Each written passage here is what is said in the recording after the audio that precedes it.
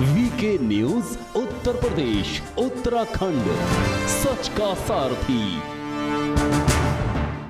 नमस्कार, बहुत स्वागत है आप सभी का वीके न्यूज पर। मैं हूं आपके साथ चेतन पाठक। सावन का महीना चल रहा है और कल ही तीसरा सोमवार बीता सावन का।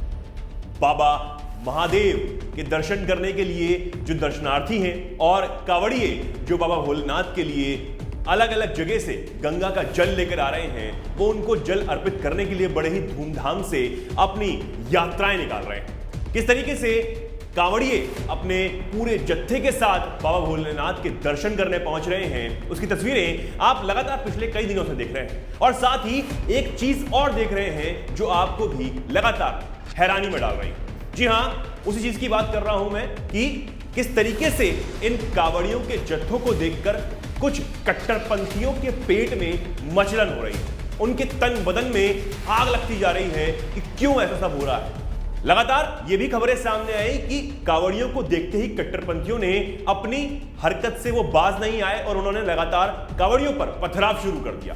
संभल से पिछले दिनों खबर सामने आई थी कि किस तरीके से एक कांवड़ियों के जत्थों पर जो है छतों से थूका गया और उन पर पथराव किया गया, उनको घेर कर मारपीट करने की भी कोशिश की गई। विवाद इतना बढ़ गया कि पुलिस को बीच में आना पड़ा और कांवड़ियों को शांत कराकर वहां से दोबारा रवाना किया गया।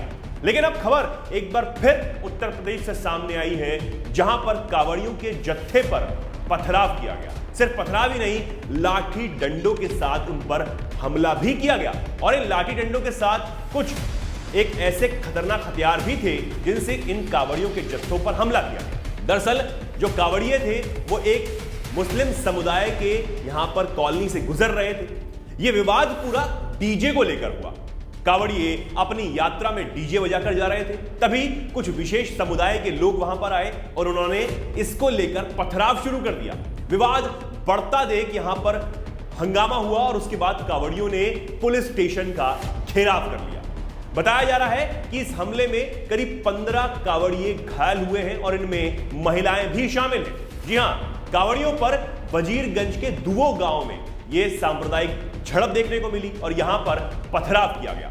पथराव में 15 कांवड़िए पूरी तरीके से घायल हो गए, जिसके बाद उन्हें अस्पताल में भर्ती करवाना पड़ा।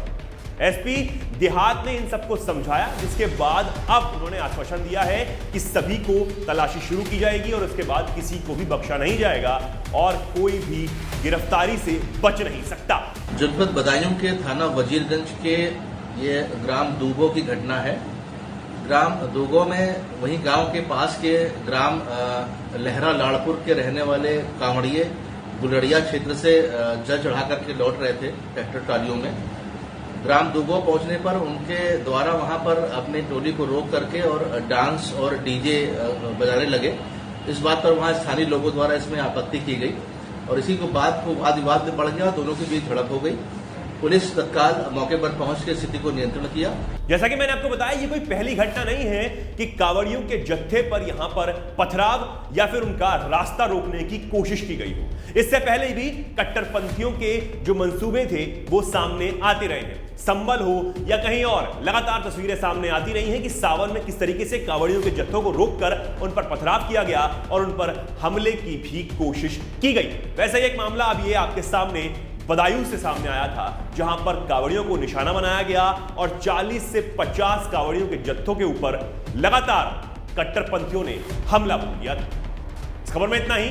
ऐसी ही तमाम खबरों को जानने के लिए देखते रहिए वीके न्यूज।